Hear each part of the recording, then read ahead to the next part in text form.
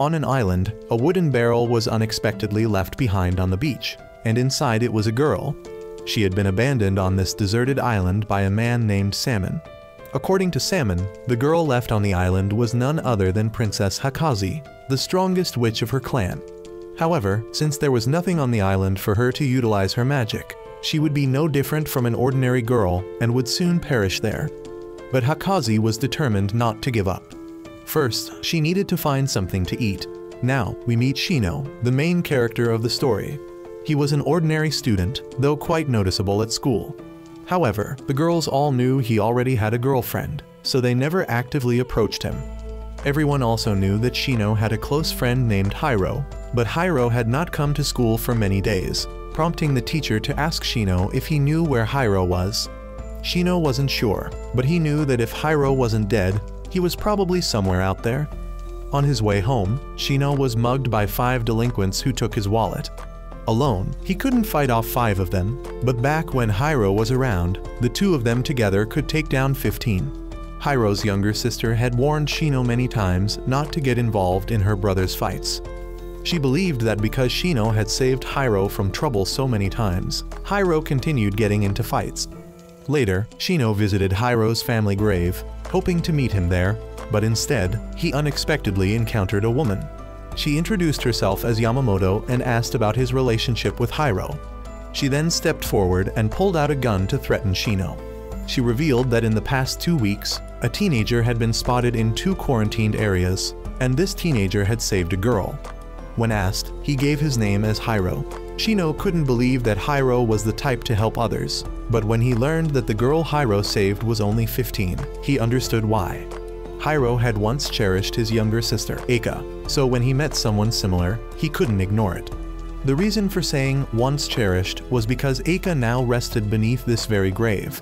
Not long ago, a thief broke into Hiro's house, and Eika became the victim.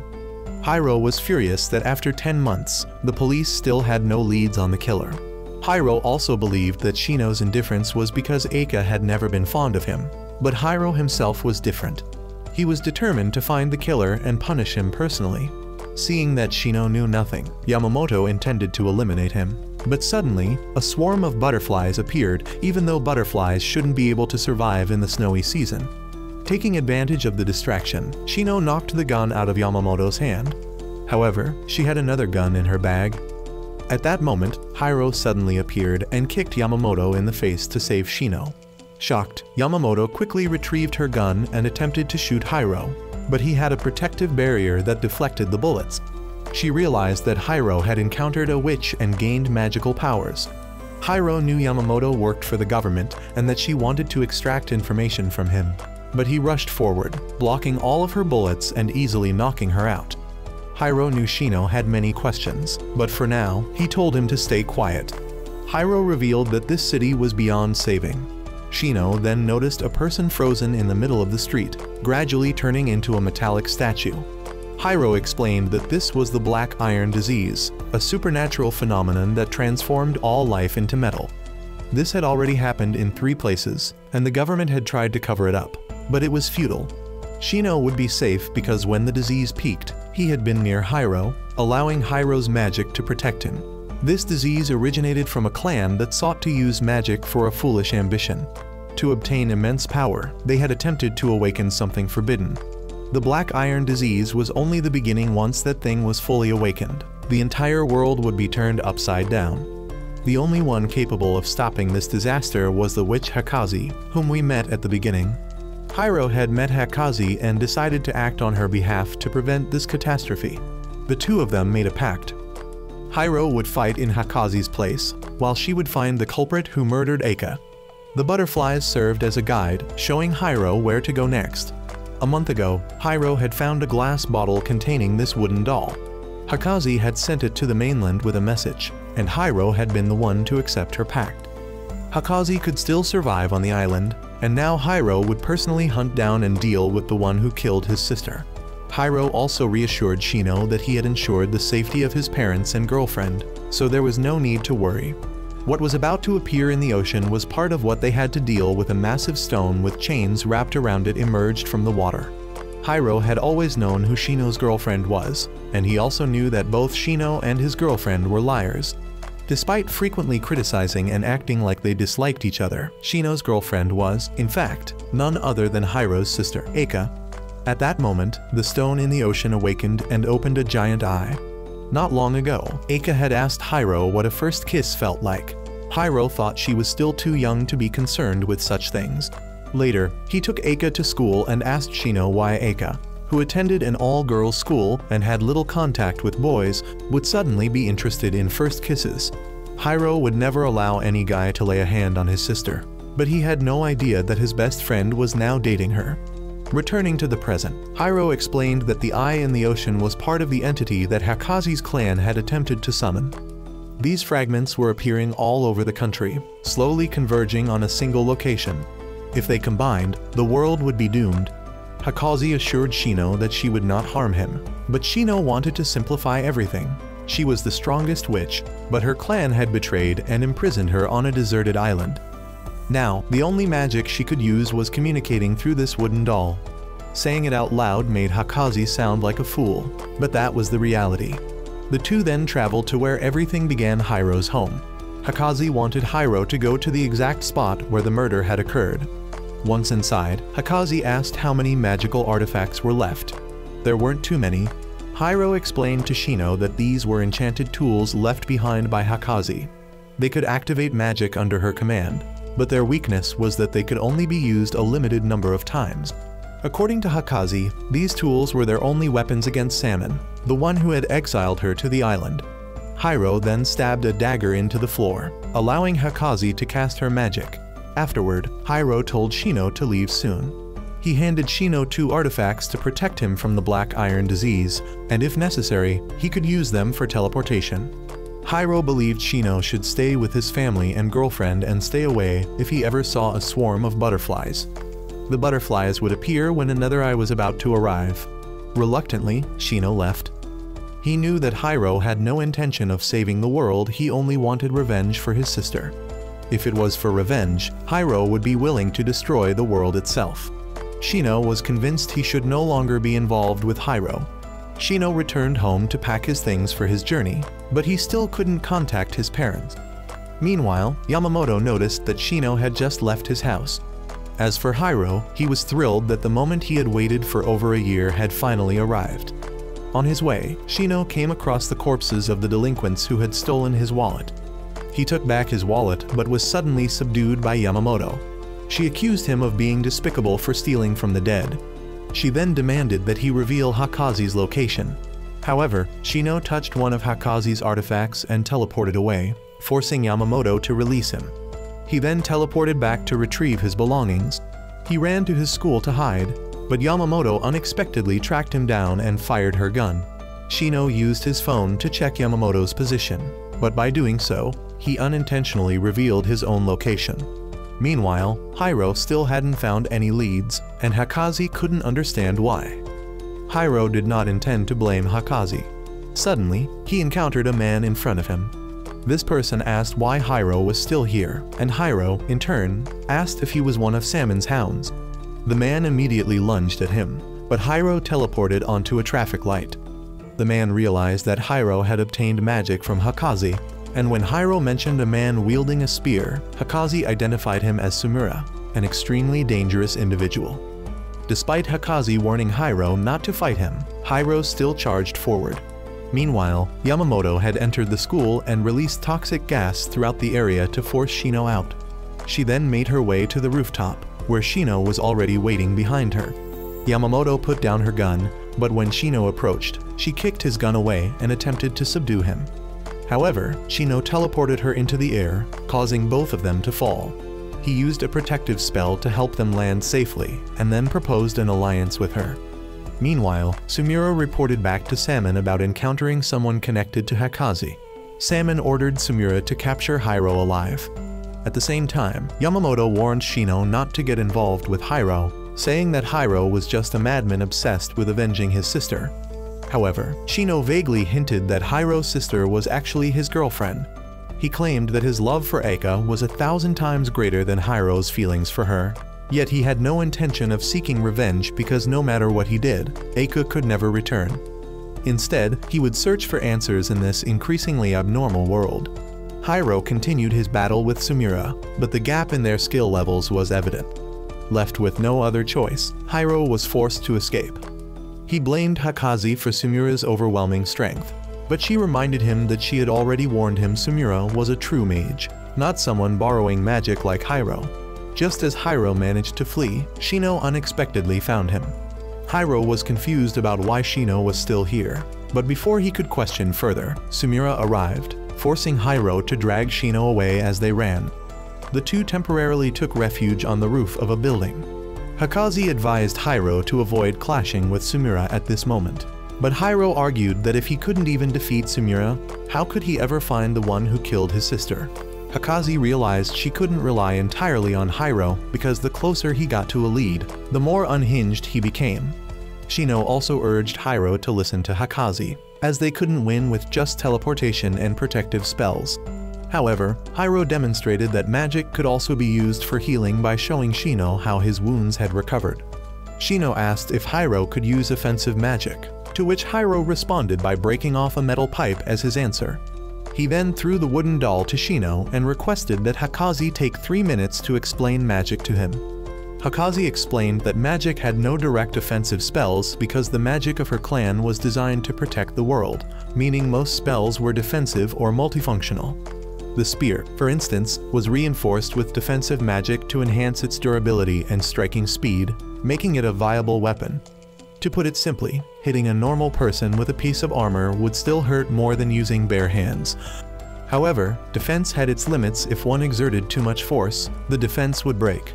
To use the power of her clan, she had to form a contract with an ancient tree that had existed since the beginning of time, serving as the guardian deity of her clan. There were 2 conditions for using the tree's power. The first was the voice of a clan member. Shino had been able to use it earlier because Hakazi had enchanted an intermediary object for him. The second condition was a sacrificial contract. They could imbue the tree's power into a modern tool or device, but once the sacrifice was complete, the object would disintegrate into dust. Sumira noticed that Hiro was now fighting more seriously. He wondered if it was because Hiro now had an ally supporting him. Sumira then sacrificed a nearby car to cast a spell and counterattack Hiro. Meanwhile, Hakazi explained to Shino why she couldn't use magic at the moment on the deserted island. There were no modern objects to sacrifice. The greater the magic, the more significant the sacrificed object's knowledge value had to be. Shino was still trying to grasp everything, while Hiro had already been beaten down. However, just as Sumira approached him, Hiro quickly grabbed his weapon, forcing him into close combat. Yet, Sumira's defensive magic was still solid, allowing him to repel Hiro. Hakazi urged Shino to assist Hiro immediately, as Sumira was the strongest combatant in her clan. Given the current situation, Sumira would only grow stronger because he had an abundance of objects to sacrifice for magic, whereas Hiro was limited in that regard. Shino tried to find Hiro, but by then, Hiro's defensive artifacts had already been shattered by Sumira. Sumira was testing whether Hiro's luck would run out before his stockpile of artifacts did. Hiro escaped into a roadside shop and recalled a time when his sister took care of him while he was sick.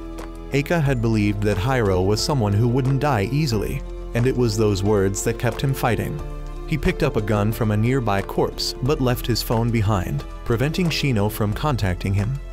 Meanwhile, the military had intervened, planning to destroy the entire city to completely quarantine the area. Yamamoto received this information and felt the government was going too far. They proceeded to demolish the bridge leading out of the city. Meanwhile, Shino asked Hakazi whether there was any magic that could revive the dead. She explained that magic was fundamentally meant to uphold the world's natural laws, and resurrection was not among them. When Hiro first learned about magic, he had never asked that question. He must have already understood that something as miraculous as resurrection was impossible. Hakazi noticed that Shino seemed to wish for Eika's revival and was hiding something. Since she was unaware that Eika had been Shino's girlfriend, she was puzzled. Hiro then lured Sumira into a tunnel and began firing at him, but Sumira deflected the bullets just as Hiro had done earlier. However, Hiro's real aim was to lure him toward a pool of gasoline so he could ignite it. Meanwhile, Shino found Hiro's phone and came up with a way to locate him. Hiro noticed that Sumire was still unharmed and heard him say that Hiro had no obligation to die here. At that moment, Hiro's blood returned to his body, and Shino suddenly rushed in, tackling Sumire. He quickly grabbed his friend and fled, and just as they exited the tunnel, a military missile collapsed it, cutting off Sumire. Shino saw that a bridge had been destroyed and deduced that this would be the final area to be demolished to seal off the city. However, Hikaze was impressed by Shino's quick, thinking he had managed to use healing magic to track Hiro's blood and had precisely predicted the military's missile launch to escape. Sumire later reported his failure to Salmon. However, Salmon believed that if Hikaze was involved, they would inevitably cross paths with the two boys again. Since they had only been unintentionally dragged into this battle, they would soon start running out of resources. Meanwhile, Shino and Hiro boarded a ship to travel elsewhere. The events in their city had been completely covered up by the government. Shino suggested they focus on preventing the fusion of those ominous eyes and avoid conflict with Salmon's group for now. But Hiro disagreed. He wanted to confront Hikaze's clan because he suspected the culprit was one of them. Even Hikaze had to admit the possibility. Hiro believed this was fate. The two young men then arrived in a remote countryside. Watching the local children reminded them of their past. Though unlike those kids, they had never played innocently, but instead had always caused trouble. Following Hikaze's instructions, they went to a nearby shrine to steal the sacred statues for Hikaze's magic. Suddenly, the sky showed signs of rain, and a swarm of butterflies appeared. Hikaze realized that Salmon was recklessly accelerating the ritual. Shino wanted to warn the surrounding villagers. But naturally, the villagers did not believe him, as the government was also covering up the truth. The eye then appeared on the mountain, and Shino tried to save two children by running toward them and throwing them an enchanted ring. However, he was too late, so he could only leave an umbrella for the two statues. The two then took shelter in a local house. Hiro acted as if it were his own home and went straight in to take a bath, while Shino looked for ingredients to cook a meal. Hikaze asked how long they had known each other, and Shino explained that they had been acquainted since elementary school. Hiro's father was a powerful figure in the city, so both the school and the students avoided Hiro for fear of offending his father. However, it was Hiro's hot-headed and impulsive nature that made Shino want to stay away from him in the first place. In the third grade, a motorcycle thief fleeing from the police accidentally crashed into Hiro on the street. The next day, the teacher asked if anyone wanted to visit Hiro, but no one volunteered. So, the teacher made the student on cleaning duty that day go along, and unfortunately, that student was Shino. While the teacher stepped out to get something for Hiro to drink, Hiro started a conversation with Shino, asking him for a favor. Hiro wanted Shino to investigate the culprit behind his accident and gather information about him. He believed the perpetrator had deliberately tried to kill him rather than it being a simple accident. Hiro thought Shino was like him, friendless and always alone. He couldn't rely on his father because his suspicions lacked evidence, and adults would avoid extra trouble and ignore the matter. Shino knew that once he got involved, he couldn't back out, so he decided to help Hiro with the investigation. Before long, Shino uncovered the identity of the culprit and also identified a suspected mastermind behind the incident. That person was Hiro's former chauffeur, who had driven him to school for several years but had recently been fired by Hiro's father. Only he could have provided the exact route for the perpetrator to locate and target Hiro. Otherwise, an outsider would have had to follow Hiro, but since Hiro was sensitive to being tailed, it was more likely that the mastermind already had detailed knowledge about him. Shino had initially intended to help Hiro quickly, so he could free himself from him. But their teacher believed that by keeping Shino around, he could prevent Hiro from acting recklessly and make him easier to manage. And so, whether he liked it or not, Shino became stuck with Hiro. Shino believed that Hiro was not hated by those around him, but rather admired. However, this admiration made people hesitant to approach Hiro, fearing they might upset him. Only Shino dared to cross that line, which was why their bond had grown so deep. After finishing his bath, Hiro joined Shino for dinner. As they lay down to sleep, Shino noted how peaceful the place was. He thought about Eika and was about to say something when he realized that Hiro had already fallen asleep. The next morning, Hiro woke up early for a walk. Hakazi asked him about how he had met Shino, and Hiro summed up their entire story with one word: ridiculous. Especially the way it ended. Shino had told the teacher that Hiro's accident happened because he had tried to save a puppy. This changed how the class viewed Hiro, possibly as a way for Shino to get back at him for being stuck with him. But Hiro was still happy because, thanks to Shino, he had made it this far. Before long, Salmon began gathering intelligence and realized that the two boys would soon pinpoint his location and the site of the ritual just by tracking the movement of the eyes. The eyes were actually the fruits of another ancient tree, and they would return to their source. If the first ancient tree was born to uphold the world's moral order, then the second tree existed to destroy those very morals. Salmon knew that the princess would soon map out a route to guide the two boys to him instead of wasting time searching for her on the deserted island. Hakazi also explained to the two why Salmon had only imprisoned her instead of killing her. He could not fully control the power of the second ancient tree. If the ancient tree were to encounter problems during the unification process and spiral out of control, only Hakazi would be able to handle it. For now, Salmon was not in a hurry to go after the two boys himself, but instead assigned the task to someone else, someone who knew the locations where Hakazi had hidden her talismans. Meanwhile, Shino and Hiro had learned that the Guardian Tree had once defeated the Destruction Tree. The Destruction Tree had been cut down and sealed away, while the Guardian Tree had to fall into a deep sleep to recover. Salmon was now gathering the fruits of the Destruction Tree to prevent the Guardian Tree from reviving first. The two then arrived at an aquarium, where Hakazi had once hidden a talisman. Just as they reached it, however, the agent sent by Salmon unexpectedly found them. The sight of the aquarium reminded Shino of the time he had secretly gone there with Eika. Eika believed that everything in life happened for a reason, and even though she knew Hiro would be furious if he found out about their relationship, she still believed they would have a happy ending.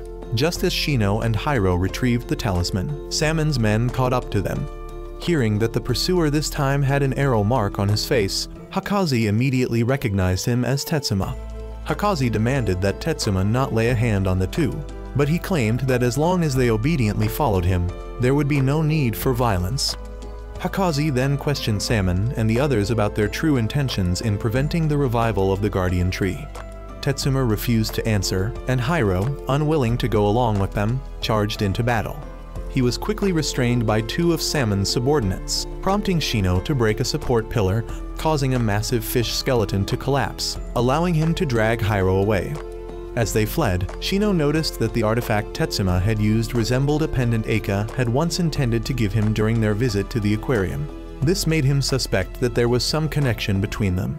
Hiro also wondered why Tetsuma seemed to have a personal grudge against Hakazi. She explained that since she had been granted the greatest power by the Guardian Tree, Tetsuma found it unreasonable and suspected she was hiding something.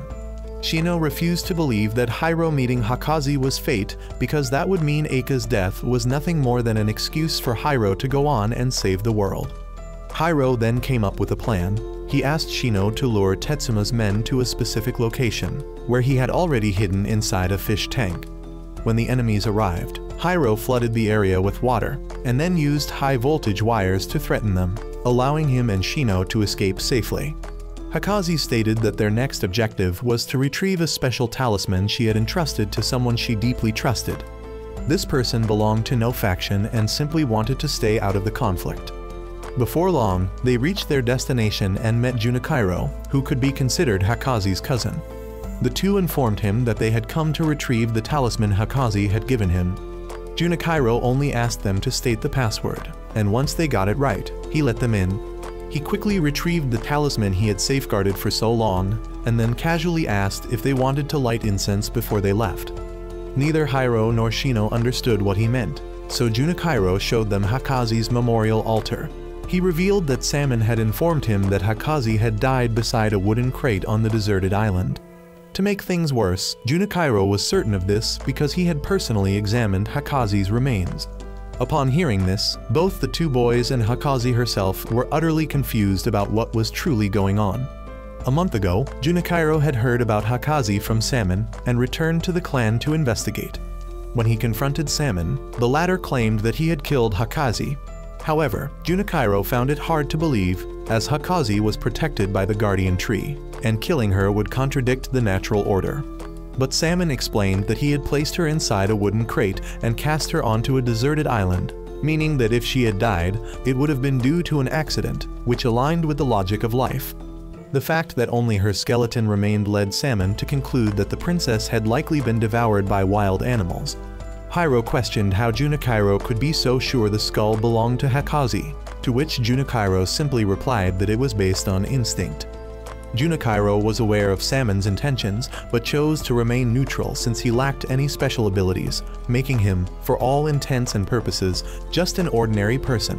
However, noticing that the two still believed Hakaze was alive, he refrained from drawing any conclusions, as part of him also believed Hakaze was incredibly lucky.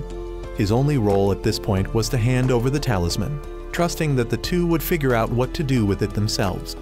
As they left, Hiro asked Hakaze about Junichiro. She explained that he was a distant relative of the previous clan leader. Since he lost his parents at a young age, her family took him in.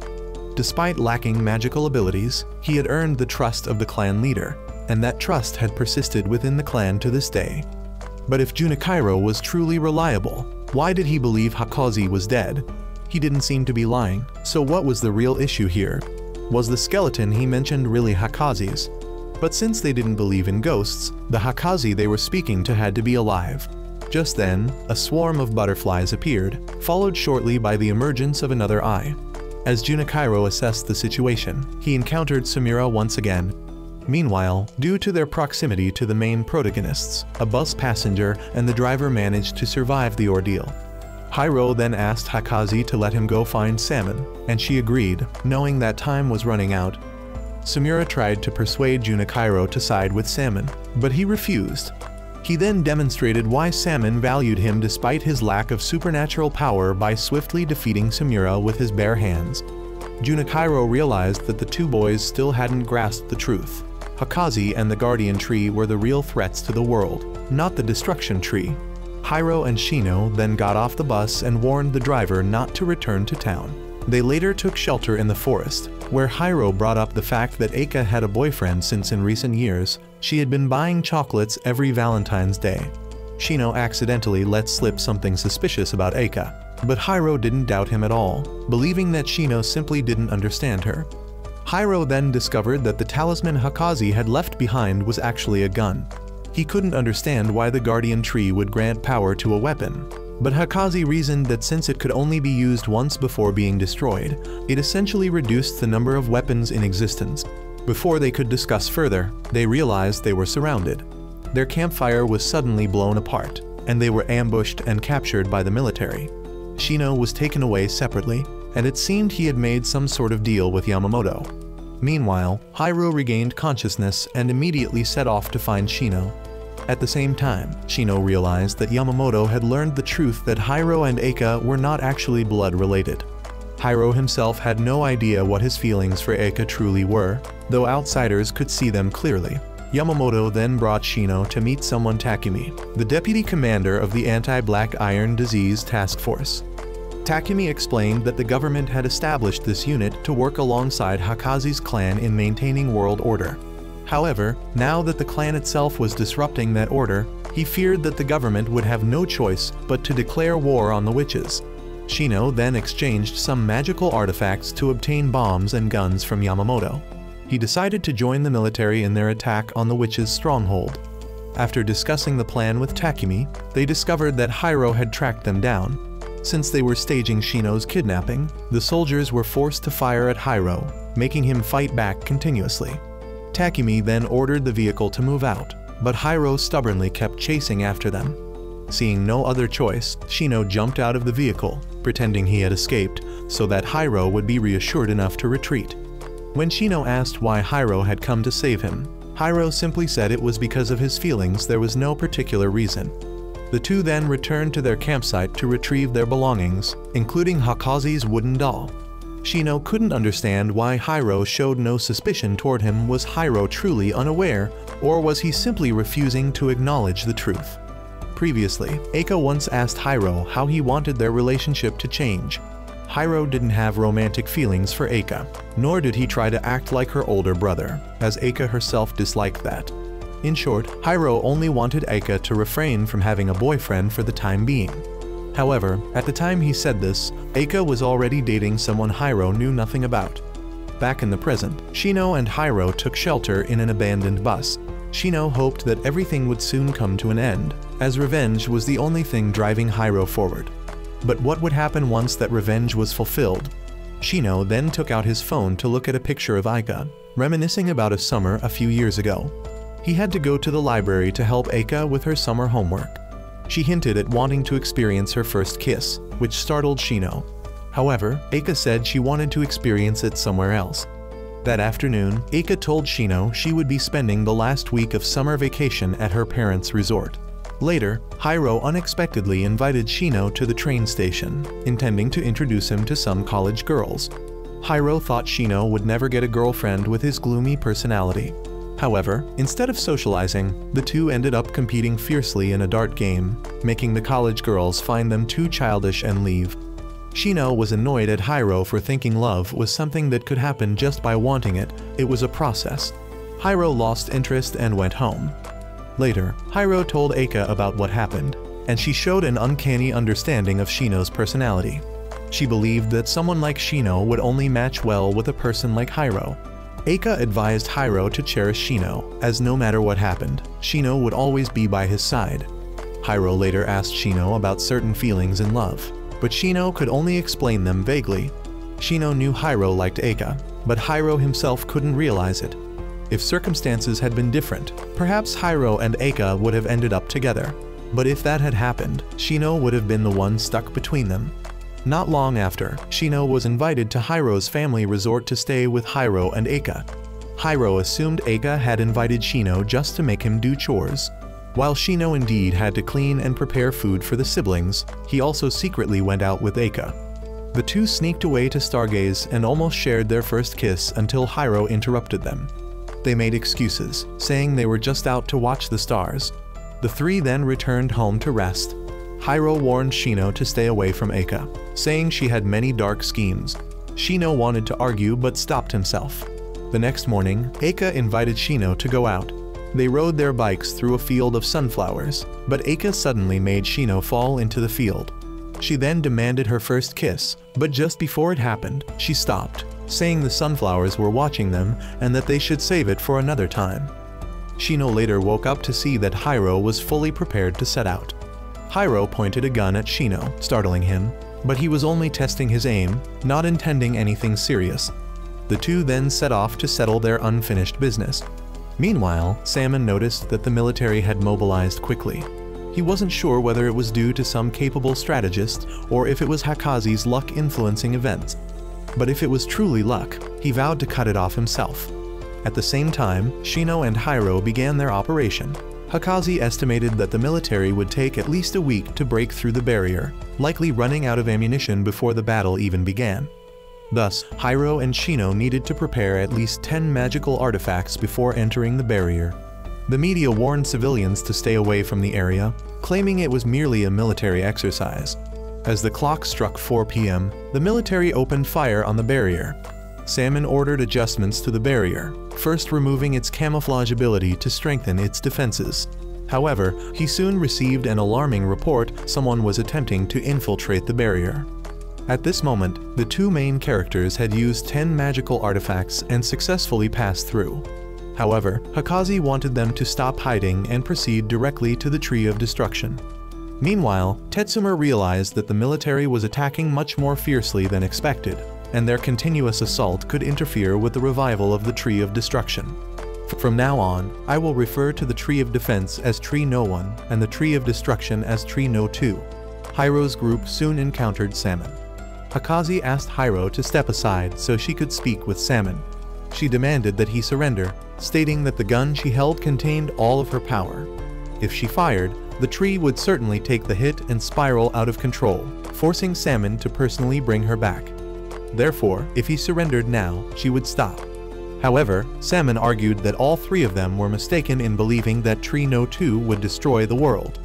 In truth, Tree No 2's role was to save the world from the awakening of Tree No 1. Salmon explained that Tree No One had set the rule that if someone attempted to revive Tree No 2 by collecting the eyes, a great catastrophe would occur.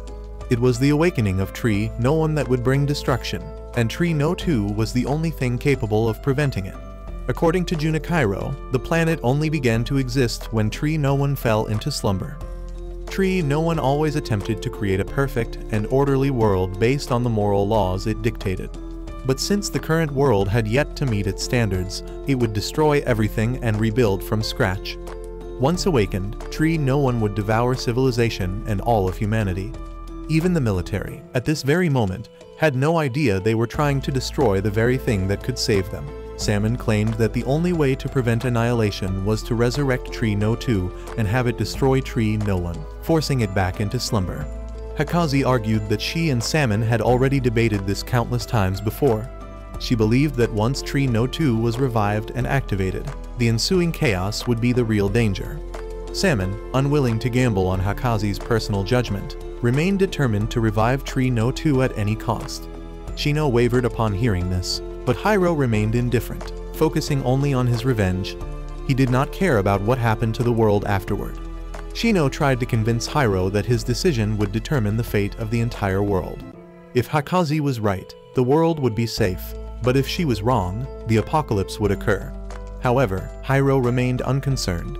To him, if the world had always followed its own moral logic, then he would rather see it reset from the beginning because this world had taken Eika away from him. Whether his decision was right or wrong, he simply did not care. Salmon then took a different approach. He asked Hiro if he was truly certain about helping Hakazi, as she might not be able to fulfill Hiro's request. Salmon reminded him that Hakazi was already dead. He then produced a skeleton, claiming that he had retrieved it along with the wooden crate from the island where he had abandoned her. Hakazi, however, questioned his claim if what he said was true. Then who was she right now? Salmon asked her to recall the exact dates she had spent on the island. Hakazi stated that she had only been there for 4 months and provided the corresponding year. However, the year she mentioned was 2 years before Hiro's present time. Salmon concluded that the space on Hakazi's island had undergone time travel, allowing her to communicate with the world 2 years in the future. In other words, the Hakazi standing here had already died on the island. She was merely a person from the past, unaware of this fact. Meanwhile, the military had begun clashing with Samura. Salmon, at this moment, declared that the princess had lost, as she was now nothing more than an illusion of the past. Junichiro confirmed that the skeleton was indeed hers. Over the past 2 years, he had also prepared countermeasures in case Tree No 2 lost control. Salmon then claimed that the island was nothing more than a prison keeping the last vestiges of Hakazi's existence. At the same time, Samura continued his assault, charging toward the military's tanks while fending off their attacks. The military was unable to penetrate his barrier. He rushed forward, closed in on a tank, and used magic to sacrifice it to Tree No One. Thanks to this, he merely needed to touch the tanks to sacrifice them and further reinforce his defensive magic. Takumi realized that even though he had prior knowledge of the sorcerer's techniques, he still could not counter them easily. Meanwhile, Hiro apologized to Hakazi, saying that he no longer had any reason to cooperate with her. However, he was not willing to give up so easily. Hiro pointed his gun at Salmon, threatening him and declaring that if Hakazi could not fulfill his wish, then Salmon had to do it instead. To Hiro, whether or not this world was worth saving had nothing to do with him. His only concern was revenge. Salmon had not expected to encounter someone as reckless and selfish as Hiro, but he saw that he could still negotiate with him. Salmon asked Hiro what he wanted, to which Hiro replied that he needed to find the person who murdered his sister. Salmon wanted to investigate the crime scene, but Hakazi had already determined that the culprit was someone from her own clan. Salmon had not anticipated this revelation, but upon consideration, he acknowledged that using magic to kill someone outside was forbidden. Therefore, the perpetrator deserved punishment. Salmon then contacted Tetsuma and ordered him to find the culprit. Hiro stated the exact time of the incident. Shino was impressed by Hiro, realizing that even as the world spiraled into chaos, Hiro remained fixated on a single goal. Shino then picked up Hakazi's wooden doll. As he conversed with Hakazi, he recalled a past outing with Eika. Both Shino and Eika used to enjoy quoting lines from Shakespeare's play Hamlet. The tragedy told the story of Hamlet, who suffered countless misfortunes and ultimately met his end at the hands of his lover's brother. Sound familiar? However, Shino thought to himself that he would never fight Hiro. At the time, Shino had grown tired of quoting Hamlet, so Aika had introduced him to another play about a witch on a deserted island, except this story had a happy ending. Shino interpreted this memory as Aika's way of reminding him what he needed to do. Deciding to try and save Hakazi, he asked Hiro to hand over the gun. Hiro refused, so Shino used the stun grenades he had taken from Yamamoto earlier to try and incapacitate Hiro. However, Hiro repeatedly created barriers to prevent Shino from approaching. Salmon, still unclear on what was happening, took this as an opportunity to seize the gun. Shino then let Salmon and Hiro fight while he climbed to a higher vantage point. Meanwhile, Yamamoto personally joined the battle against Sumura. Shino believed that there was a way to save Hakazi from suffering the same tragic fate as Aika. Although Hakazi was now nothing more than a skeleton, he thought he could rescue her from the space-time anomaly on the island 2 years prior. Hiro, however, saw no reason to cooperate with Shino. If he sided with Salmon, the truth behind Aika's murder would soon come to light, meaning he had nothing to gain from helping Hakazi. Shino then revealed to Hiro that he had information about Aika's boyfriend. If Hiro helped him save Hakazi, he would disclose the identity of Aika's lover. Salmon, eager to obtain the gun, was growing impatient, but the prospect of saving Hakazi also intrigued him. Hakazi herself was surprised that a single word boyfriend could completely change the situation. Aika was truly remarkable after all. It was because of her that everything had descended into chaos. Shino then explained his theory. He suspected that rescuing someone from the past space-time was possible because no one would always try to protect Hakazi. If allowing her to die without letting her accomplish anything contradicted its moral laws, then the tree would react. Knowing that she was already dead in the present, the tree must have arranged for her past self to communicate with someone in the future capable of helping her. From the beginning, Salmon had known that Hakazi was already dead in the present, and that the one communicating with Hiro was her past self. If he were truly certain that she could never return, he would not have gone through the trouble of hunting them down. In short, Salmon had been trying to prevent Hakazi from reaching them in the first place, and since he had failed in doing so, his victory was not yet assured. At this moment, Sumura decided to prove to Yamamoto that her temporary charms were no match for his genuine sorcery. The two then engaged in a spear fight, while Takumi could only hope that Yamamoto would stall long enough for reinforcements to arrive. Meanwhile, Shino believed that Salmon had deliberately revealed the truth to buy more time by plunging Hakazi into despair. That way, she wouldn't have enough time to think of a way to stop him from resurrecting Tree No 2. However, Salmon argued that Shino's reasoning only solved half of the problem. It was true that Hakazi was still alive, but how did Shino plan to help her escape from the prison of time? Hiro also wouldn't follow Shino unless he could answer this question. Salmon felt that luck was on his side once again. There was indeed a way to save Hakazi, but he was convinced that Shino wouldn't figure it out. However, Shino proposed that the time prison was merely an illusion. Hakazi had claimed she had been on the island for 4 months, but what if that was only her perception? What if she had actually been kept unconscious for nearly 2 years before being placed on the island? Since there was no way for her to measure time there, she could only rely on her own sense of time. Salmon was so startled by this theory that he dropped his sword. Shino suggested that the skeleton must have been carefully crafted to resemble Hakazi, reinforcing the idea that the time prison was nothing more than a perception rather than a tangible reality. Still, Salmon insisted that the time prison was real, but he had no way to prove it to Hiro. On the other hand, Shino only needed to persuade Hiro to pull the trigger for Hakazi to win. Meanwhile, Yamamoto was starting to lose strength against Sumura, but she had managed to stall long enough for the reinforcements to arrive. Salmon now had to find a way to convince Hiro that the time prison truly existed. Hiro was skeptical of Shino's hypothesis, but if Salmon couldn't provide a satisfying answer, Hiro would side with Shino since it carried fewer risks. Hakazi also sought to make Salmon inadvertently reveal the weakness of the time prison. Salmon, realizing that he needed to prove Hakazi was indeed in the past, noticed a crate nearby. He asked Hakazi if there was a crate near her, and she confirmed that there was. Salmon then instructed her to carve something into the crate. If the present version of the crate also bore the inscription, it would prove that time theory was real. Sure enough, the same inscription appeared on the crate in the present. Salmon was triumphant, his theory was correct, and Hiro would side with him. Meanwhile, Yamamoto had been defeated by Sumire, but just as he was about to leave, Junichiro unexpectedly appeared. Hiro was about to switch sides when Hakaze reassured Shino that he shouldn't be discouraged. She was confident that she would soon find a way to escape the time prison. Hiro was nearly convinced by Hakaze and Shino's reasoning.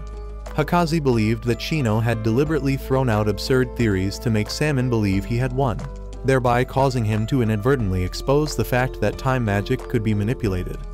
As a result, Hiro decided to help Hakaze and Shino figure out how to break the time prison. However, he also gave Salmon an opportunity. If Salmon could bring him the culprit before he found a way to help Hakaze, he would still side with him. Hakaze, now fully confident, believed that the current order of the world was in her favor, and she would undoubtedly win. Shino then asked about the mechanics of Hakaze's voice transmission spell. Specifically, he inquired about the necessity of a pair of objects with identical dimensions to establish a link between them. The more intricate the shape, the stronger the connection. Additionally, these objects had to be linked to the caster's body. Hakaze had used her own blood on the wooden doll for this purpose. Thus, if they could find an object with the same size and shape as something on the island, they could bring Hakaze back. Fortunately, Hiro realized that they already had such an object, Hakaze's skeleton. Salmon was furious because this theory was correct. The skeleton was the key to bringing Hakaze back. Meanwhile, Sumire couldn't understand why Junichiro, who was supposed to be neutral, had chosen to help Hakaze's side. Junichiro simply stated that he was just helping a girl like Yamamoto. He then proceeded to knock Sumire out. Sumire knew that Junichiro was a martial artist who would fight until his opponent was exhausted, so he decided to flee. However, Junichiro intercepted him and swiftly took him down. At this moment, Hakaze realized that she could indeed return using her skeleton. However, Shino was concerned that this could create a time paradox if she transported herself back. Then her skeleton wouldn't remain on the island for Salmon to find 2 years later and bring to the present. But Hiro proposed a solution. Hakaze could gradually transfer only her flesh while leaving the skeleton on the island, thus preserving the timeline and avoiding any paradoxes. However, if she wanted to teleport, she had to cast the spell herself and find a sacrificial object in the present time. Unexpectedly, Salmon asked both Hiro and Shino to listen to him for a moment. Meanwhile, 4 more eyes returned, causing the military forces to suffer severe losses due to the Black Iron disease. These eyes also released chains that fell, crushing the tanks below. Salmon then admitted that he had actually left a sacrificial object for Hakaze on the island, just in case he needed to bring her back. However, he was still resentful, believing that logic itself was favoring Hakaze too much. More importantly, he claimed that Tree No One had orchestrated events to put Hiro in this exact situation, forcing him to aid Hakaze. This meant that Tree No One was responsible for the death of Hiro's sister, leading him to the predicament of having to help Hakaze now. Since Hiro's sister was murdered after Hakaze had already been exiled to the island, Salmon concluded that Tree No One was Hiro's true target for revenge. Hakaze and Shino had always suspected that Eika's death was connected to Hakaze, but to prevent Hiro from switching sides, Shino argued that it was because Salmon and his allies had exiled Hakaze that Tree No One had been forced to act. Moreover, since the murderer was from their clan, Hiro had even more reason not to trust Salmon. Understanding that Shino was stalling for time, Hakaze quickly searched for a sacrificial object to return. She also promised Hiro that if she made it back, she would atone for everything. Shino insisted that abandoning Hakaze now would be the wrong choice. Meanwhile, Junichiro asked Sumire to heal Yamamoto, but Yamamoto felt no need to express gratitude. In this clan, Tree No One had established a rule forbidding its followers from using its granted power to kill. If anyone violated this rule, Tree No One would strip them of their abilities. Unless forgiven, they would face severe punishment. At this time, Tetsuma had uncovered the identity of the person who killed Eika a year ago. Salmon, however, dismissed the idea that a clan member could have committed the murder. But Hakaze was certain of it. She had cast a magical net to capture the killer, yet no one was caught. This could only mean that Tree No One had pardoned the culprit, deeming their actions justified. As Hakaze continued searching for a sacrificial object, Salmon suddenly received news regarding the murderer. Hiro remarked that both sides had been stalling effectively, but it seemed Salmon's side was faster. He demanded that Salmon bring the killer here, but Tetsuma revealed that the culprit was not a member of their clan.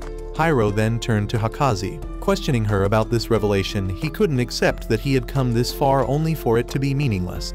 However, Hakazi suspected a second possibility, someone who could defy Tree No One's rules without being punished, someone capable of evading the magical net, and who did not serve Tree No One. The person she referred to was the sorcerer of the Tree of Destruction. According to Hakazi, her own birth was a sign of Tree No One's impending revival. As a result, she was regarded as the sorcerer representing Tree No One, with full authority to decide when it could be resurrected. To revive Tree No One, she would need to perform certain rituals, and to prevent this from happening, Salmon had exiled her to the island. Salmon believed that Tree No One placing its fate in the hands of a human like Hakazi was an illusion. It only pretended to grant such privileges to ensure their loyalty. However, Hiro didn't care about that. All he wanted to know was whether the sorcerer of the Tree of Destruction truly existed. Salmon couldn't say for sure, but if the sorcerer did exist, then that person was likely the one who killed Hiro's sister. However, this statement inadvertently contradicted Salmon's own claims. If the sorcerer of the Tree of Destruction had killed Aika, then Tree No One had merely taken advantage of that event to draw Hiro and Hakazi together. In that case, Aika's death had nothing to do with Tree No One, making Salmon an accomplice in accelerating the revival of Tree No 2. Realizing that he had completely lost this battle, Salmon was suddenly interrupted by a military report. Roots had unexpectedly appeared, swallowing everything in their path. Junichiro recognized that Tree No One had partially revived without requiring Hakazi's ritual. Meanwhile, Shino noticed that Hiro still hadn't made his final decision. Hiro suspected that Tree No One might have planted the very idea of the sorcerer's existence in their minds. If Tree No One had truly orchestrated everything, then the only person they could rely on now was Hakazi. Salmon still saw a chance for victory. If Tree No 2 awakened before Hakazi could find a sacrificial object and return, then he could still win. Meanwhile, Hakazi was contemplating whether Tree No One had truly manipulated everything. If it was responsible for Aika's murder and had always ensured Hakazi's good fortune, then by now, it should have helped her find the sacrificial object. Just as she was lost in thought, something suddenly fell from the sky, a missile. Hakazi realized that Tree No One was indeed controlling everything, as there was no way Salmon had left this behind. She began to suspect that Tree No One might have orchestrated Aika's death, but this was not the time to hesitate. She asked Shino to bring the doll closer to her skeleton so she could cast the spell. Whether or not Tree No One was behind everything, she was determined to uncover the truth for Hiro's sake, as he had helped her so much. Hakazi finished the incantation and began transferring her flesh back to her skeleton. Her body reformed, and she fully returned to the present. Shino handed her a coat to wear, and Hakazi stated that she and Salmon needed to hold a meeting to determine the clan's next course of action. Hiro aimed his gun at her, but she promised to find the murderer for him at all costs. If Tree No One truly was the culprit, then he could kill her if he wished. Hiro chose to trust her and asked Shino about Aika's boyfriend. However, news arrived that Tree No One was attacking the barrier. Junichiro explained that since the barrier was made using Tree No One's power, it was easy for the tree to infiltrate it. With no other option, Tree No 2 was now awakening to fight back. According to Tetsuma, Tree No 2 had lost control. Tree No One was quickly severed by Tree No 2's attacks, but it instantly regenerated and tore apart Tree No 2's branches in return. Tree No One then began spreading across the entire world. Hakazi asked about the sacrificial objects for Tree No 2. She wanted to help it fight against Tree No One, as she had no intention of reviving Tree No One at this moment. The world was on the verge of an apocalypse. Hakazi retrieved the gun from Hiro, intending to use its power to suppress both trees. However, at that moment, a massive branch struck down, slashing Shino across his body. A wooden stake then flew toward Hiro, piercing through him. Salmon saw this and concluded that Tree No One was truly a demonic entity. It had used the two boys and was now trying to dispose of them. Hakazi immediately ordered Salmon to heal Hiro while she took care of Shino. They had to save both of them before proceeding to the site of the ritual. Hakazi no longer knew what Tree No One truly wanted from her. Meanwhile, Hiro suddenly saw a vision of himself lying in a pool of blood with a swarm of butterflies clinging to his body. He abruptly woke up and found himself face to face with Eika. The two of them spoke for a while, and Hiro thought everything was just a dream until he suddenly woke up again, this time meeting a younger Shino. It was at this moment that Hiro realized his journey with Shino had been real. Hiro then recalled and summarized his entire journey with Shino, from how it all started to how it ended. That's right, Hiro finally understood that he had died. However, he woke up yet again, this time finding himself in a hospital with Shino by his side. But this was the younger Shino once more. Shino told him that Tree No One had awakened and swallowed the entire world. The global military forces had fought against it, but no one had returned. Within just a few hours of its awakening, countless people had perished. Yet, Shino believed that Tree No One was fixing the world.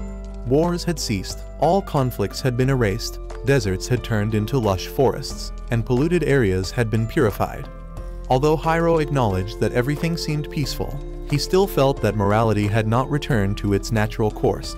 Shino pointed out that Hiro wouldn't be satisfied until he avenged Eika's death. That reminder made Hiro recall why he had sought revenge in the first place. He was transported back to the day he returned home, only to see Eika's corpse sitting in a chair, blood flowing everywhere. The overwhelming sense of helplessness and fury from that moment surged through him once more. Hiro then woke up again, this time finding Salmon in front of him. He was surprised to see the person he disliked most right after regaining consciousness. Salmon informed him that he had been asleep for a month. Although humanity now had to coexist with Tree No One, people still went about their daily lives as usual, making the world feel eerily similar to the dream Hiro had.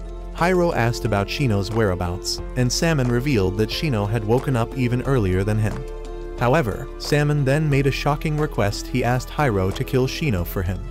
Before Hiro could process this, he encountered a new character named Megu, a construction worker who turned out to be the sorcerer of the Tree of Destruction, the one Hakazi had mentioned before. Salmon told Hiro he would explain everything later and instructed him to change his clothes. Hiro then learned that Hakazi had been traveling around, observing how the world had changed after the awakening of Tree No One. She had taken Shino with her as her bodyguard. Meanwhile, Salmon took Hiro to meet Yamamoto and Takumi. Neither of them was part of the anti-Black Iron Disease task force anymore. Instead, they had been spreading rumors about the sorcerer of the Tree of Destruction. Since they had no proof that such a person truly existed, their goal was psychological warfare to make the sorcerer hesitate before taking any reckless actions. Meanwhile, Megu noticed that many people had started worshipping Tree No One as a god, and rumors of the sorcerer of the Tree of Destruction, someone who could return the world to its previous state, had grown stronger. Megu believed that Tree No One had not brought true peace, it was merely ruling over humanity. At the same time, Hakazi and Shino visited Eika's grave. Hakazi wanted to learn more about Eika's boyfriend, but Shino was still unable to reveal anything. The two then wandered through the city where Hiro and Shino had once lived. Shino could tell that Hakazi still felt guilty for what Tree No One had done to the world. However, he reassured her that if she hadn't intervened in time, the consequences might have been even worse. Hakazi admitted that she had underestimated Tree No One's power and feared what would happen if all the trees awakened. Elsewhere, Salmon informed Hiro that Hakazi had developed feelings for Shino. She had grown fond of him because he was the one who had helped her escape when she was in utter despair. Meanwhile, Hakazi finally revealed the purpose of their journey. To Shino, they had to keep an eye on the eyes of the trees to determine when Tree No 2 would show signs of revival. It hadn't been completely swallowed yet. It was still barely clinging to life at the top of Tree No One. Salmon revealed that he wanted to eliminate Shino because, in Hakazi's current state of uncertainty, Shino had the potential to sway her decisions. In other words, any choices Hakazi made regarding the fate of the world would ultimately be influenced by Shino. Meanwhile, Hakazi stepped into a restroom for a moment, leaving Shino outside. There, Shino happened to meet Megu, who was asking for directions. At the same time, Hakazi was thinking about Shino and the fact that he had a girlfriend. She felt somewhat jealous and a little irritated with him. The moment she stepped out, she saw Megu approaching Shino and immediately charged forward, kicking Megu. After clearing up the misunderstanding, Megu explained that he wanted to go to Mount Fuji, where Tree No 2 was currently sealed. However, the area was under tight control, and only a select few had access. Megu stated that he needed to get there because he was the sorcerer of the Tree of Destruction. He had acquired this power a year ago, the same time Salmon had awakened Tree No 2. Recently, his powers had grown stronger, and after hearing rumors about the sorcerer of the Tree of Destruction, he started to suspect that he was connected to it. Hakazi realized that Megu had little understanding of his own powers and the vast impact they could have on the world. She then revealed her true identity and challenged Megu to a sparring match. At the same time, Salmon insisted that Shino needed to be eliminated because he had a tendency to sacrifice everything if necessary. Salmon feared that this trait would influence Hakazi as well. Hyro asked the group about Shino's girlfriend, but none of them knew who she was. However, they believed she was still alive, which reassured Hyro that Shino wouldn't do anything reckless. Hyro then requested Salmon and Takumi to continue investigating the culprit behind Eika's murder. Yamamoto, on the other hand, had been entrusted by Shino to keep his girlfriend's identity a secret, as Shino didn't want too many people to know about her. Meanwhile, Salmon chose not to disclose the fact that many people suspected Shino of being the sorcerer of the Tree of Destruction. Back at the sparring match, Hakazi wanted to test Megu's abilities, so she created a defensive barrier that would counterattack him. Megu quickly realized that Hakazi wasn't trying to fight seriously, she was merely gauging his strength. He believed that if he could prove he could control his power, Hakazi would trust him. After deflecting Hakazi's attack, Megu launched his own offensive, unleashing several saw blades that shattered Hakazi's barrier and severed one of her arms. Horrified, Megu panicked, thinking he had gone too far. However, Hakazi swiftly regenerated her arm and struck Megu down. She concluded that, despite wielding the power of the Tree of Destruction, Megu had a kind heart and no intention of using his abilities to destroy the world. Meanwhile, as Salmon and Takumi were still suspicious that Shino might be the sorcerer of the Tree of Destruction and the one responsible for Eika's murder, they were unexpectedly contacted by Shino himself. He reported that he had found the real sorcerer of the Tree of Destruction. Afterward, Hyro and Salmon went out shopping for supplies. Salmon remained skeptical about Shino's claim, suspecting that the true identity of the sorcerer had yet to be confirmed. To be cautious, he wanted to reorganize their plans before verifying the information firsthand. However, he was at least 50% convinced, as the information had been validated by Hakazi. Meanwhile, Hakazi found herself increasingly frustrated with the investigation into Eika's killer. Previously, she had theorized that the sorcerer of the Tree of Destruction was likely the culprit, but Megu's kind nature made that theory doubtful. Megu was later taken to meet Yamamoto and Sumura so they could further assess his abilities. During this time, Hyro questioned why Salmon hadn't given up, despite his carefully constructed plans collapsing.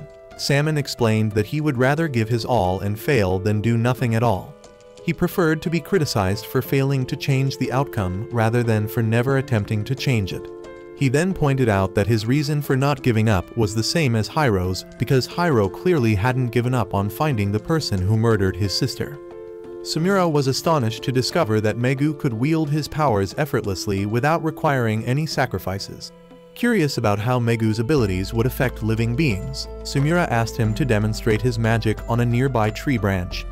The entire branch instantly evaporated, prompting Yamamoto to quickly remove Megu from the scene and instruct him not to use his powers without permission. When they brought Megu to Hyro, Hyro explained the current situation, including Eika's murder case. He then questioned Megu about his whereabouts on the day Eika was killed a year ago. Megu recounted that he had been on a date with his girlfriend at the time. Hyro wanted to meet her to verify Megu's alibi, but Megu regretfully admitted that they had broken up and that she had blocked him. He also refused to provide her contact information, as he didn't want to drag her into this mess. Unwilling to accept this, Hyro decided to test Megu himself. Hyro dragged Megu into a fight, urging him to go all out. He wanted to determine whether Megu was capable of killing someone. If Hyro died, Shino and Hakazi would take care of Megu. If he survived, he would believe in Megu's innocence.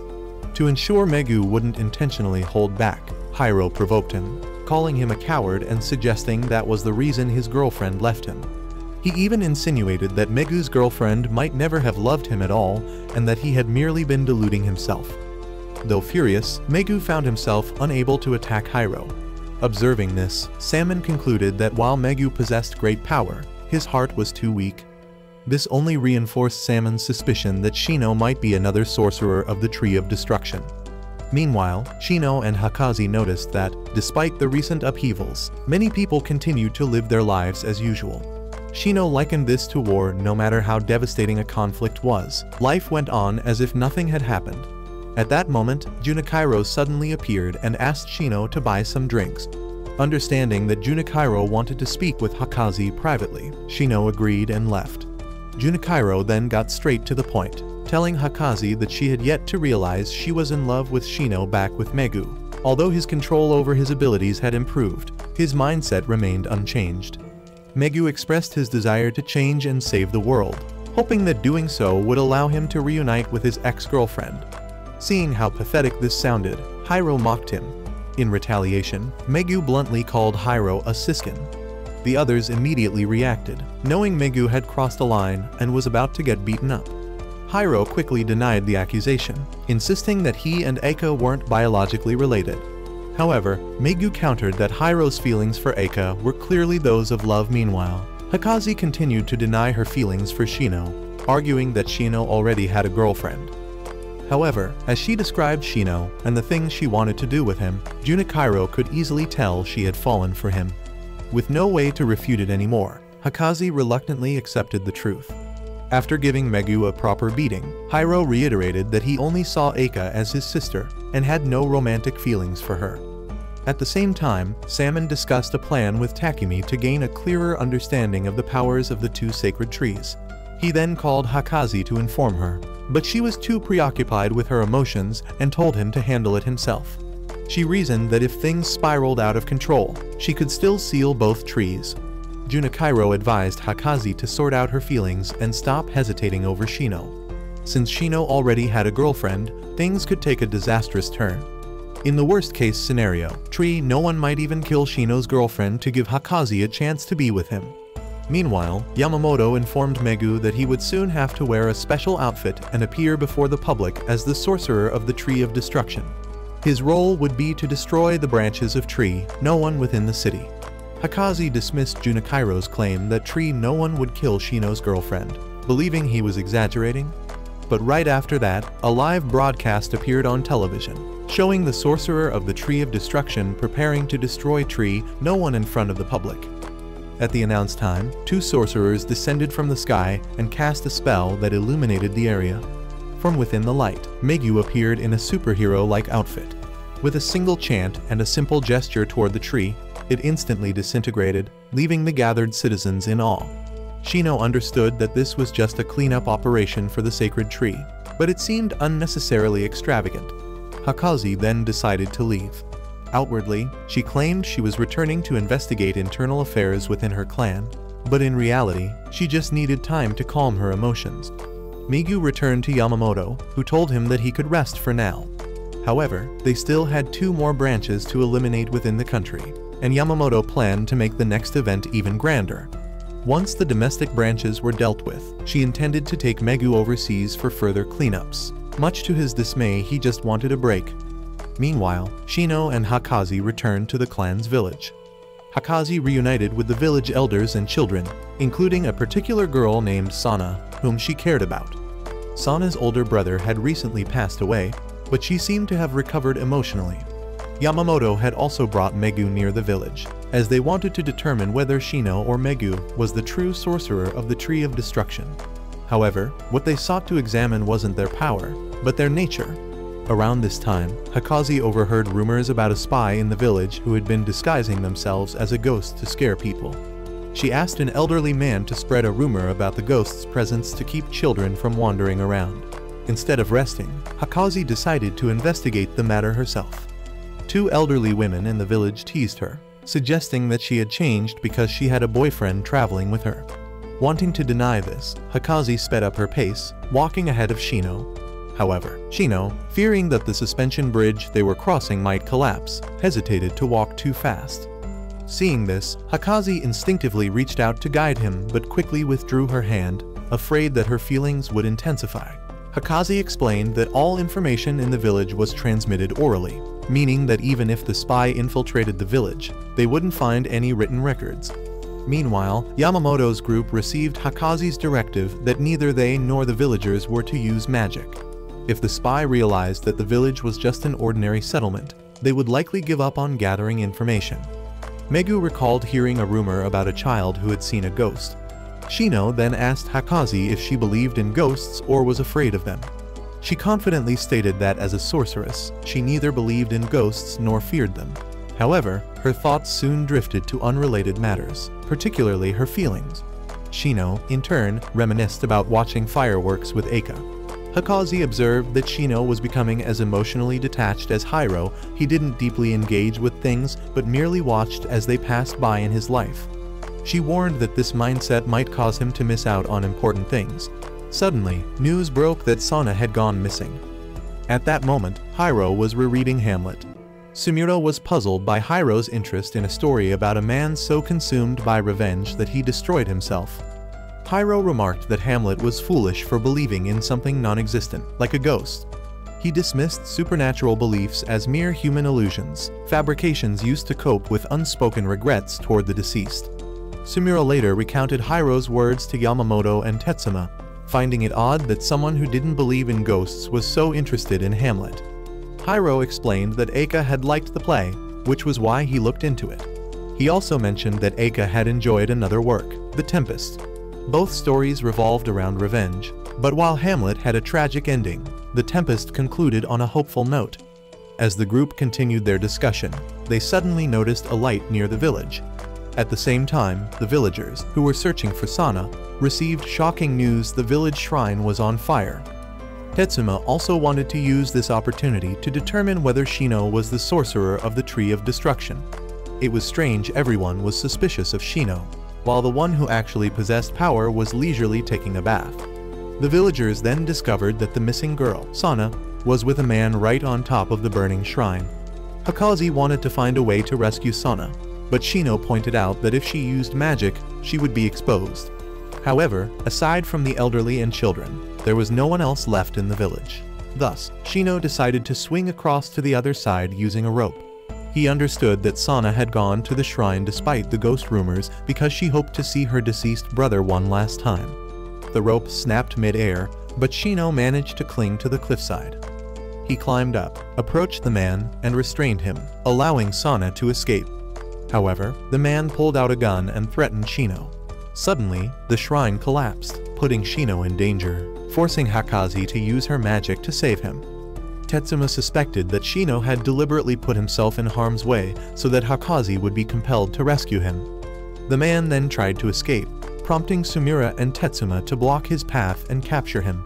Shino felt somewhat guilty for making Hakazi use her magic to save him, but she ignored her restraint over her emotions and embraced him. Despite this, Tetsuma still harbored doubts about Shino. The next morning, Yamamoto examined the burnt shrine and reported to Takumi. They realized that the captured spy was backed by a national-level organization. Moreover, Yamamoto had found a clue that could help them understand the power of the two mystical trees. Shortly after, Takumi was summoned by his superiors. They urged him to quickly resolve the issue of the sacred tree and uncover the secret behind its power, as the United Nations had begun interfering. Takumi reassured them that there was no need to rush, he was already very close to unraveling the mystery of the two trees.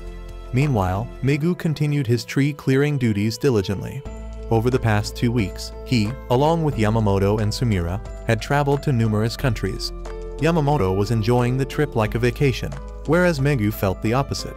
Shino noted that Megu's group was handling their tasks well, but Hakazi remarked that the situation was unusual. The trees had caused significant trouble, yet now a superhero had appeared to resolve everything, giving the people a newfound sense of hope. However, this also meant that those opposing the sacred tree would soon reveal themselves. Putting work aside, Shino and Hakazi decided to have lunch together. Hakazi found herself flustered. It felt like a date. The more she tried to suppress her feelings, the more ineffective it became, and despite Shino's sharp reasoning skills, he was completely oblivious to her emotions. She wondered if Shino was simply indifferent to everything around him because he already had a girlfriend. But the more she thought about him positively, the deeper she fell in love. Determined to break free from her feelings, Hakazi suddenly asked Shino about his girlfriend.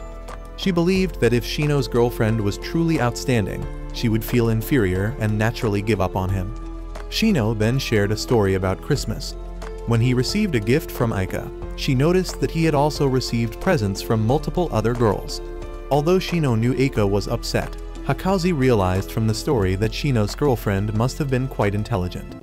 However, Shino described her as someone who simply disliked arguing and had a rather terrible personality. Hikaze pointed out that if that were true, his girlfriend would surely be furious knowing he was traveling with another girl. But Shino reassured her that there was nothing to worry about. Hikaze felt as if he was looking down on her, but Shino quickly clarified he thought she was beautiful and had no issues with her personality. Shino then recalled an incident when Aika told him about a classmate who had wanted to get to know him. To discourage the girl, Aika told her that Shino had a horrible personality, which effectively stopped any further interest. Aika had once said that if Shino ever got close to another girl, the ice crusher she was using wouldn't be crushing ice anymore, it would be crushing Shino instead. Aika believed that Shino was the only one who could tolerate her personality, and she was also the only one willing to date him. Therefore, neither of them needed to let outsiders interfere in their relationship. Shino thought that his relationship with his girlfriend was not based on feelings of love or affection, but rather on the fact that they needed each other. However, the more Hikaze listened to Shino talk, the more she fell for him. At that moment, Takumi met with Tetsuma and informed him that Megu had become too exhausted from clearing the sacred trees and had returned. However, thanks to Megu's efforts, the world had started to view the first sacred tree differently.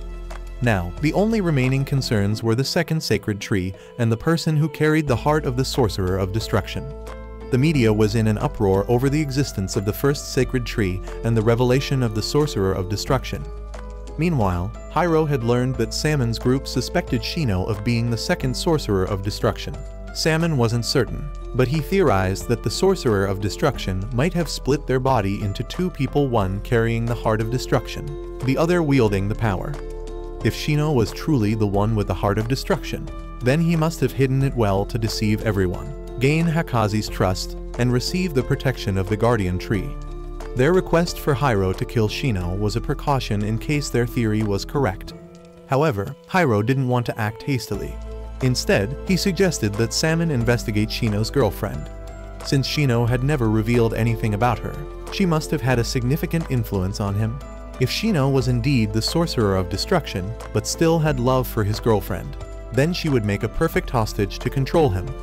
On the other hand, if he was willing to abandon her, then they could simply eliminate Shino without hesitation. They then began identifying potential candidates for Shino's girlfriend.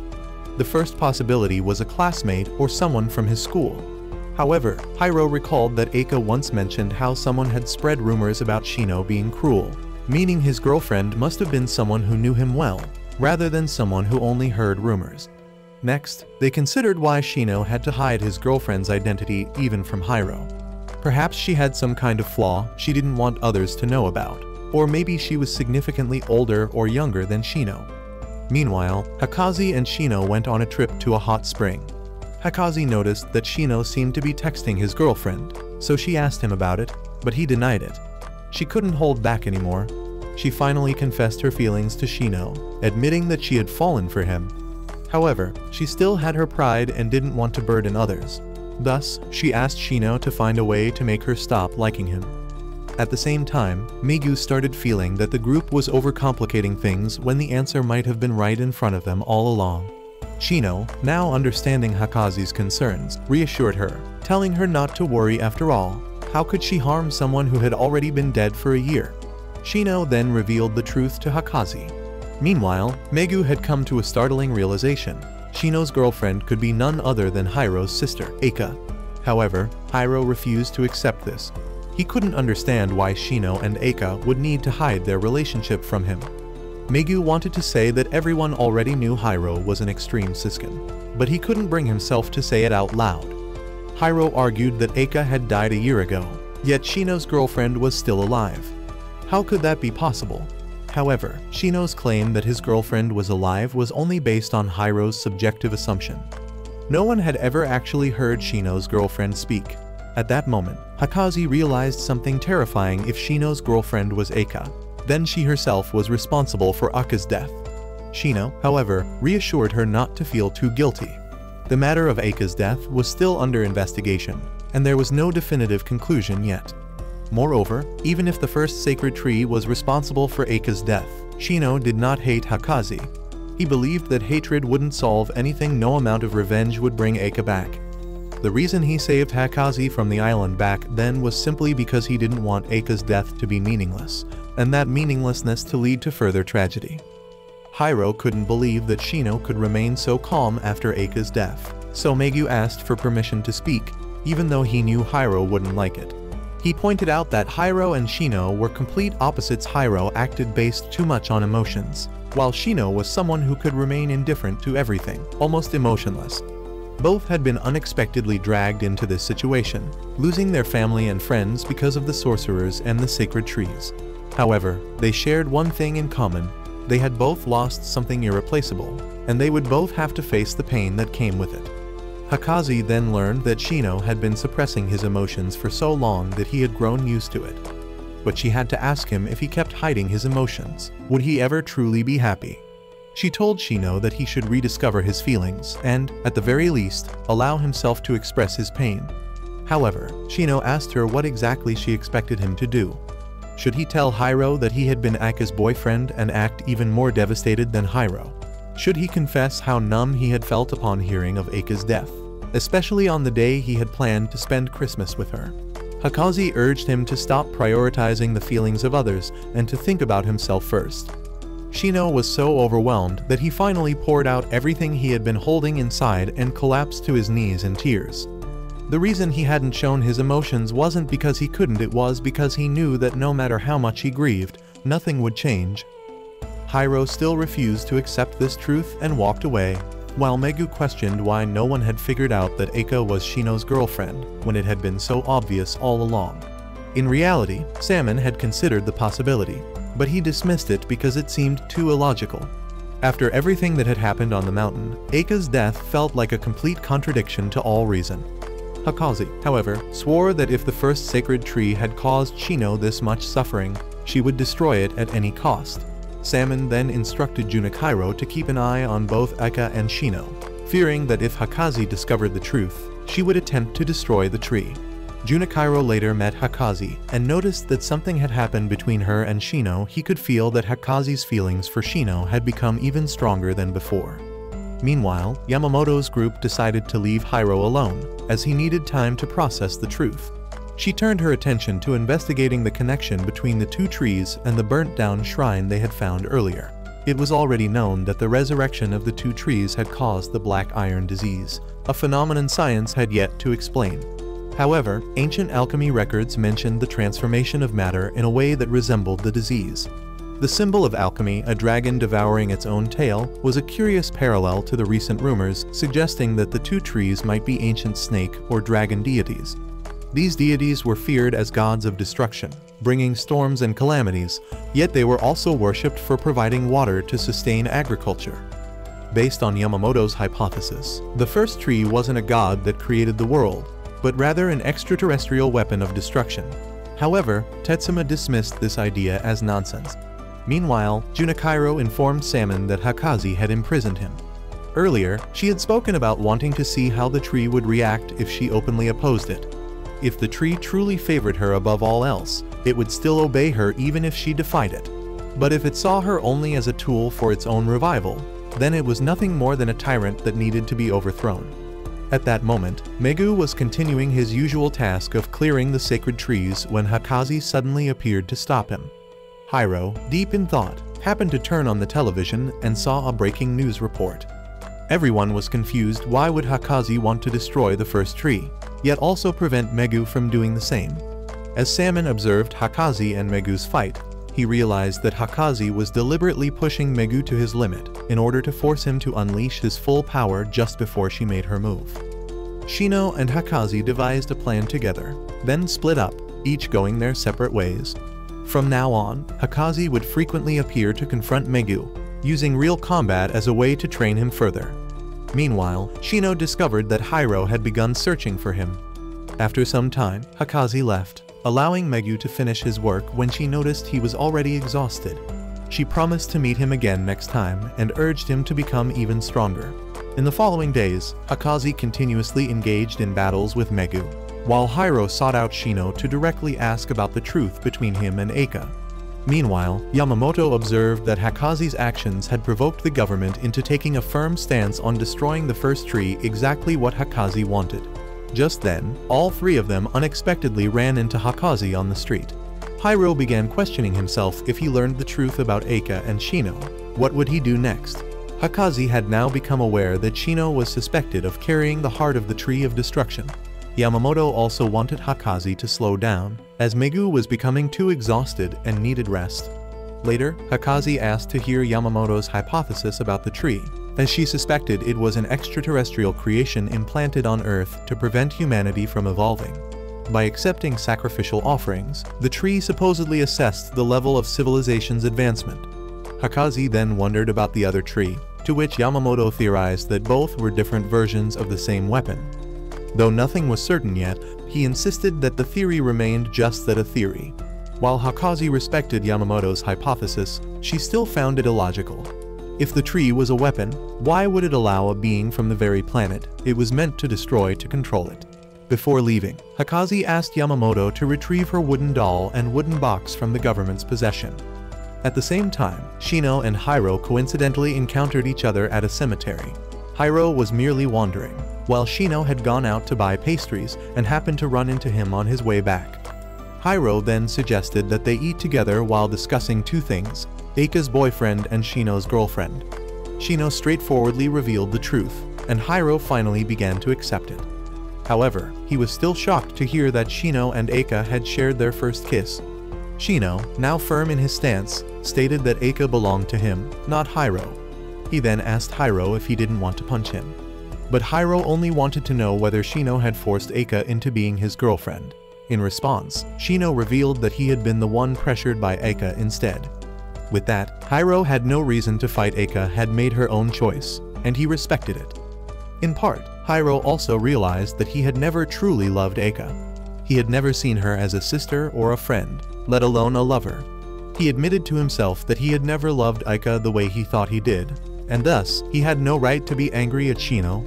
The two then left together, with Hiro now understanding that Shino's efforts were meant to prevent Eika's death from becoming a tragedy. However, Hiro still refused to give up on finding the culprit, and depending on how things unfolded, the two might one day become enemies. Hiro was also surprised by how well Shino had been able to suppress his emotions for so long. But Shino, in turn, knew that Hiro had also been hiding something, not his emotions regarding Eika, but his doubts about Shino, even if just a little. When Salmon heard that the two boys had reconciled, he was quite shocked, as he felt a sense of unease between them. Meanwhile, Hakaze returned with Shino, now openly expressing her feelings for him. Even if it was one-sided, she didn't care. On some level, she saw compensating Shino as a way to take responsibility for her own existence. She also revealed that she had figured out a way to find the culprit. At the same time, Yamamoto offered Megu some advice regarding his purpose in battle.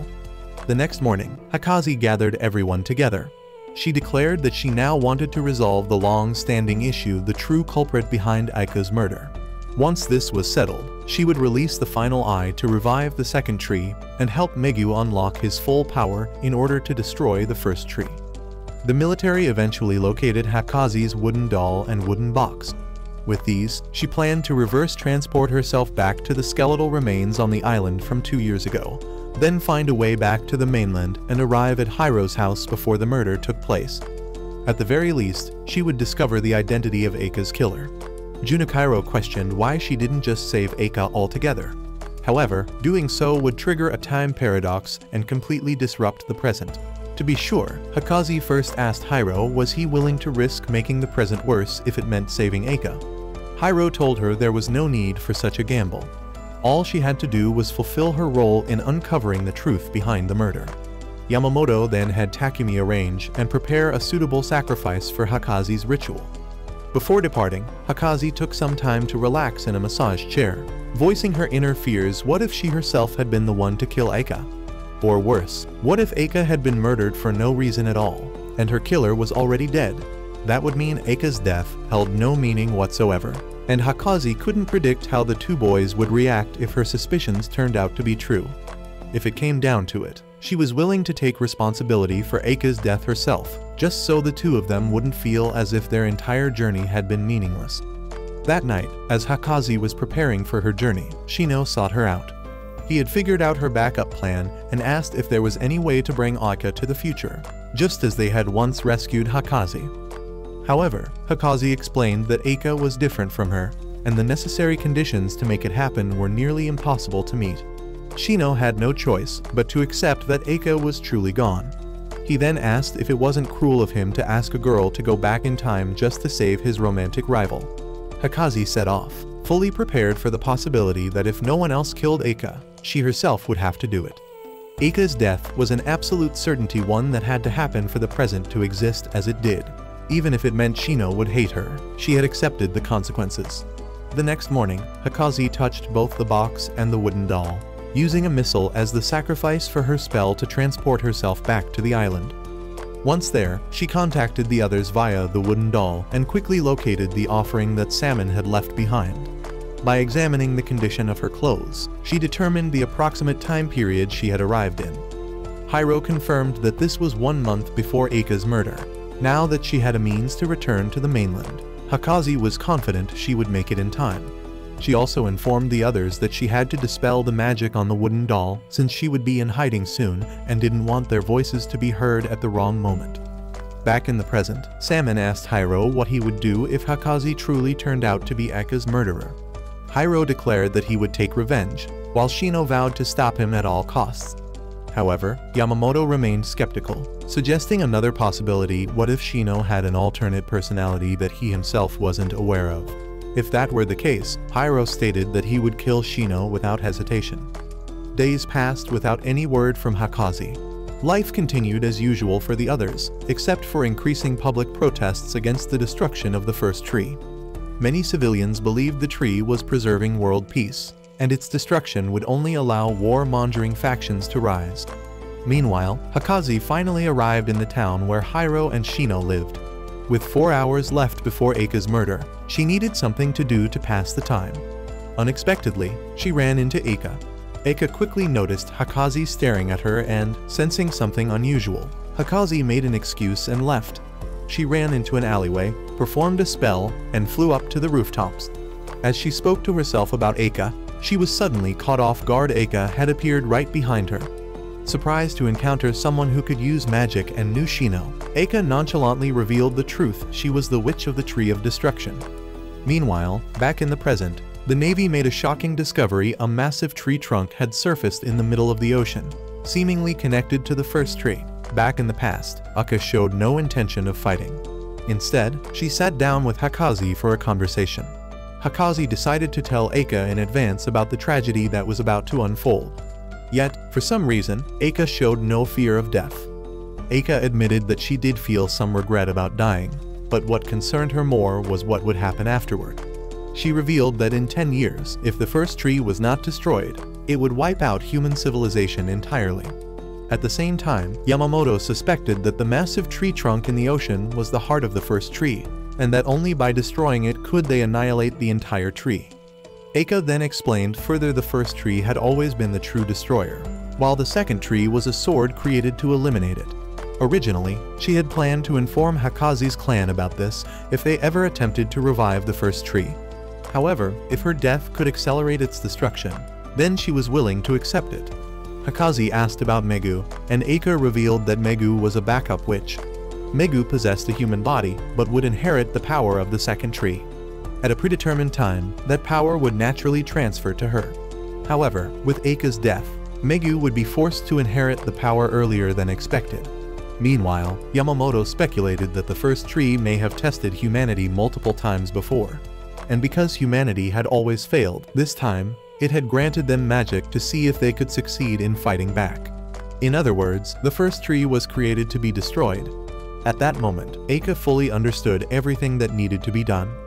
The final question was who would be the one to kill her now that she had awakened her powers. After careful consideration, Eika decided that she herself would be both the murderer and the victim. By hiding all her belongings, she would make it look like a robbery, and by using her own power to end her life, Hakazi's magic would be unable to detect the cause of death. Hakazi couldn't comprehend why Eika had to take her own life. Eika believed that her death was what led Hakazi to meet Hiro and Shino, which, in turn, gave her the motivation to destroy the first tree. Her mission was to eliminate the first tree, and if her death could pave the way for that, she was willing to make the sacrifice. Hakazi was still shaken by all of this, but Eika only asked her to relay a message to Shino and Hiro that she had chosen this herself and would take full responsibility for it. Hakazi bore no guilt.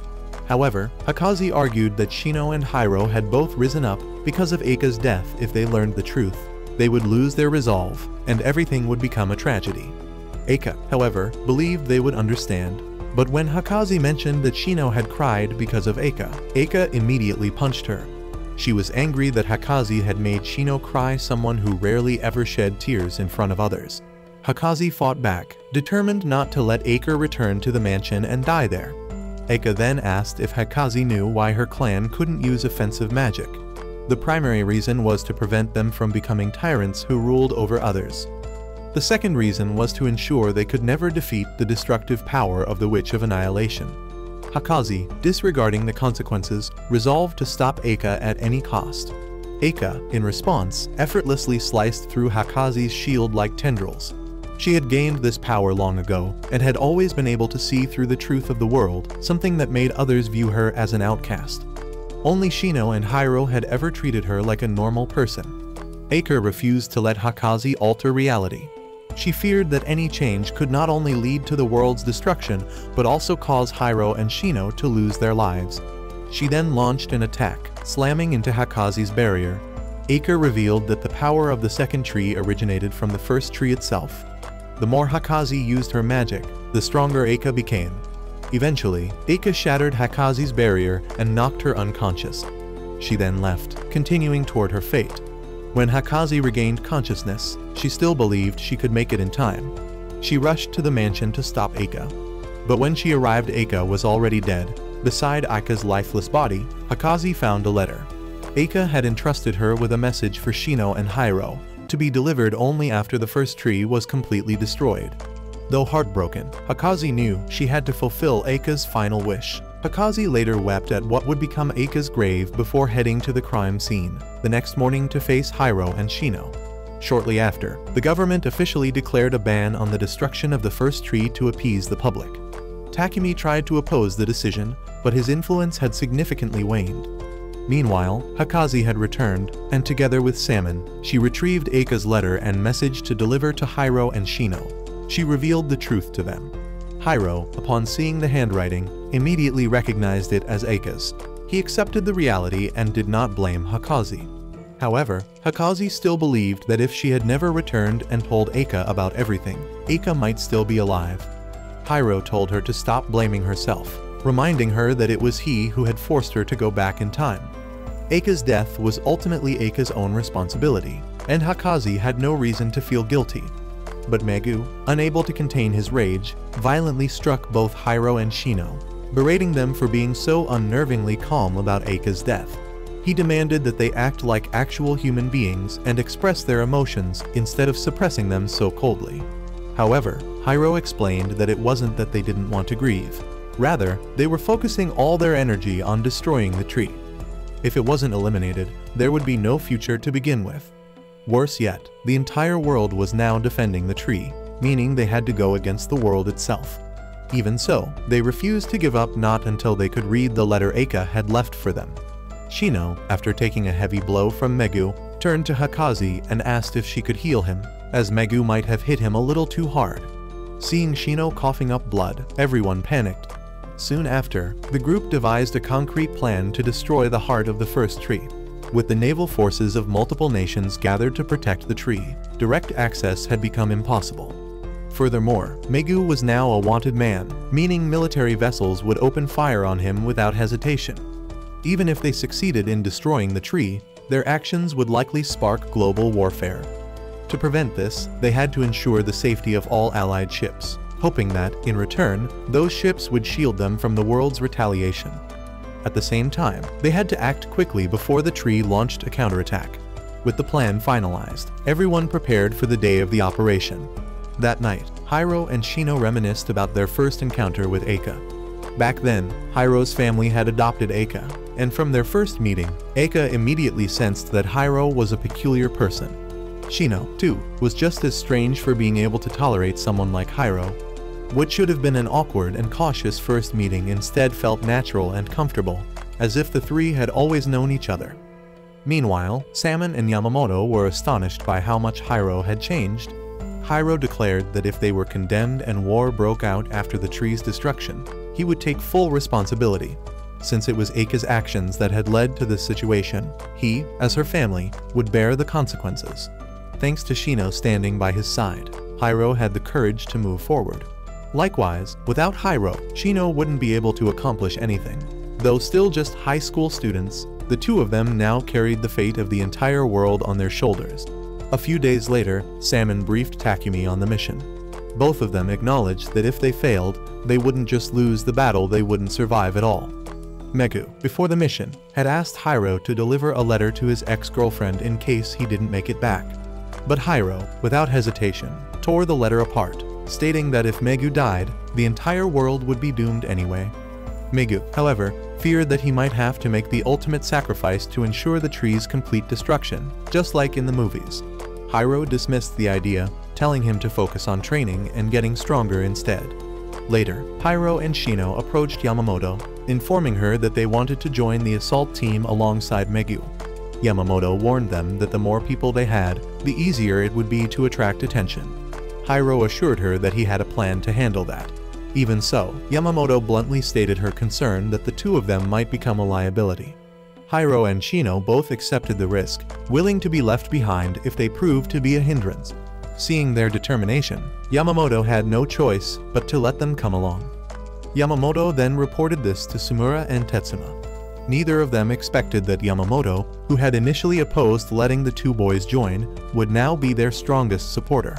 Meanwhile, Junichiro gave Shino some advice on what to prepare for the trip, but Shino refused to carry too much, frustrating Hakazi, who was exasperated that he was heading into a life or death battle without proper preparation. Later, they reunited with Yamamoto's group, where all three were dressed in vacation outfits. They then reviewed their plan. They would split into two groups, one to attack the patrol ships surrounding the tree, and the other, led by Megu, to approach the tree from underwater. Hiro requested to swap positions with Sumura, wanting Sumura to remain outside to support Salmon while he himself infiltrated the interior instead. Hiro then gathered the attack team for further discussions. After the meeting, Shino asked Yamamoto if she had seen Hakazi. She directed him to the pool, where Shino found Hakazi visibly upset. She was angry that, despite knowing how much she loved him, Shino was still throwing himself into such a dangerous mission. However, Shino explained that thanks to Hakazi, he had finally let go of his lingering burdens regarding Eika. Now, Hakazi and everyone else were just as important to him, and he couldn't stand by while they marched into battle without him. He managed to convince Hakazi, but she firmly warned that if he became a liability, she would not be able to help him. The next morning, Hiro advised Megu to eat more. Megu lamented that if someone else had this power, things might be much easier. However, Hiro argued that if someone else possessed this power, the casualties would be much greater, as their entire plan had been designed to ensure that Megu wouldn't have to kill anyone. Right now, Megu was the only one capable of saving everyone. Hiro admitted that he might not be of much help at the moment, but he promised that in the next 30 years, he would transform the world into a place that no longer needed magic. He urged Megu not to worry too much, and instead give it his all, assuring him that he would keep him in check whenever necessary. Hakazi was then equipped with Megu's armor and appeared before the patrol ships. As soon as they received word that the Witch of the Tree of Ruin had surfaced, all attention immediately focused on Hakazi. Meanwhile, Megu disguised himself as Hakazi to assist the patrol fleet in battle. The reason for this role swap was simple. Their mission was primarily to stall for time. It was better to make someone with superior defensive abilities, like Hakazi, the primary target. Once she lured the fleet to a location where Salmon's group could cast their spell, her task would be complete. Megu, on the other hand, had to convincingly act as if he were stopping Hakazi from reaching the fleet, while Hakazi pretended to be fleeing in search of an opening to strike back. Meanwhile, the 3 scout ships closest to the tree were infiltrated by the 2 boys and Junakairo, who forced the crew to evacuate by threatening that bombs had already been planted on board. With this, it was time for the next phase. Megu was swiftly withdrawn from his role, allowing Tetsuma to take over. However, during the process, one of the crew members suddenly pulled out a gun and fired directly at Shino before he could react, hitting him. At the same time, Megu finally reached the tree, while Hakaze noticed that the ship the boys had hijacked had exploded, causing her some concern. However, she had promised Shino that she wouldn't worry excessively about him, so she focused on her mission. Salmon and Sumira had already attached several enchanted daggers to the ships in preparation for their spell. Fortunately, Shino had only been shot in the arm. Hyro was forced to detonate a bomb as a warning, but everything now depended on Megu. Megu successfully blasted a hole into the tree, but it quickly regenerated and began producing strange fruit to attack him. He unleashed a barrage of gunfire to destroy both the tree and the fruit, but the tree continued to regenerate, creating more obstacles to impede him. Meanwhile, Salmon cast a protective spell over the patrol ships, urging them to retreat from the tree's vicinity immediately. Everyone struggled to protect the patrol ships, preventing any from being damaged as they held on until Megu could destroy the tree. However, the odds of Megu winning seemed non-existent. He was swallowed into the water by the tree, and Shino felt that they were still missing something. Both of them recalled Eika's words. She had once said that when they felt like something was missing, they should think of the first light. At that moment, the second sacred tree on the mountain, which had appeared dormant, suddenly awakened. It transformed into a sword and then vanished into a black hole in the sky. Just as Megu was convinced he had disappointed everyone, a sudden light shone through, and the sword re-emerged from beneath the ocean.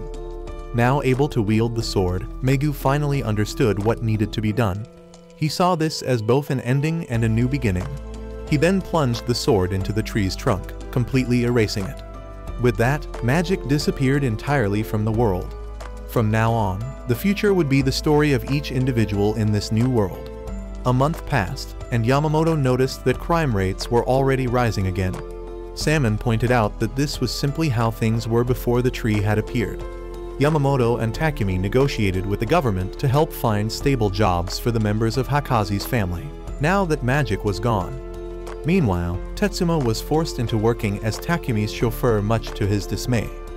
Hakaze, on the other hand, wanted to escape her village and move to the city, but the 2 elderly women warned her that she was incapable of cooking or doing household chores, meaning she wouldn't survive on her own like she had when she still had magic. Since neither Takumi nor Tetsuma were willing to help her, she decided to leave on her own, taking public transport. Later, Yamamoto and Salmon visited Megu, Sumira, and Junakairo, who were cleaning up their room before bidding it farewell for the last time. Just then, Megu received an unexpected message from his ex-girlfriend, and he hoped that he would get the chance to rekindle their relationship. Yamamoto also wished that she herself would find love someday. Meanwhile, Shino and Hyro were now studying for university. Shino took out the message that Eika had left for the 2 of them, and Hyro, suddenly remembering it, rushed over to watch it with him. In the video, Eika first congratulated them on defeating the first sacred tree. She also warned them about the potential risks that lay ahead, but that wasn't the only reason for her message. First, she wanted to thank Shino for giving her the happiest days of her life. He had given her someone she could trust. She also expressed her gratitude to Hyro for treating her like a true younger sister, always worrying and caring for her, even when it wasn't necessary. Eika believed she had fulfilled her role in creating a beautiful ending, so she hoped that neither of them would mourn her for too long. Instead, she wanted them to find their own happiness and live fulfilling lives. In the end, she had no regrets about the choice she had made. Afterward, the 2 visited Eika's grave, where Hyro, for the first time, voiced the feelings he had kept bottled up for so long. He declared that even if Shino got a new girlfriend, he would always remain Eika's older brother. From now on, he would no longer live under anyone else's expectations. He would write his own story and determine his own ending. With Eika's permission from the message, Hyro then punched Shino before announcing that he would now live life on his own terms. Shino had nothing left to say to Eika. Hyro had already spoken for him. The 2 then left together, each heading toward their own path. And with that, the story came to an end.